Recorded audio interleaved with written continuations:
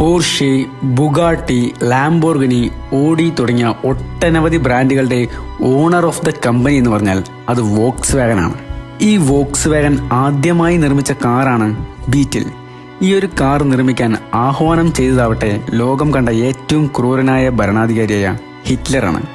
അദ്ദേഹം ഒരു സാധാരണക്കാരന് വാങ്ങിക്കാൻ പറ്റിയ ഒരു കുഞ്ഞു ഫാമിലി കാർ നിർമ്മിക്കാൻ ഫെർഡിനാൻഡ് പോർഷെയോട് ആവശ്യപ്പെട്ടു. പോർഷെ ആ കാറിന്റെ എഞ്ചിനും സസ്പെൻഷനും എല്ലാം പെർഫെക്റ്റ് ആക്കി. പക്ഷേ ഡിസൈൻ ഏത് രൂപത്തിൽ വേണമെന്ന് പോർഷെ ഹിറ്റ്ലറിനോട് ചോദിച്ചു. അപ്പോൾ ഹിറ്റ്ലർ പറഞ്ഞു, നീ ദാ കാണുന്ന വണ്ടിനെ കണ്ടോ, എന്ത് ഭംഗിയാണല്ലേ, നീ ആ വണ്ടിന്റെ രൂപത്തിൽ ആ കാറിനെ ഡിസൈൻ ചെയ്യും.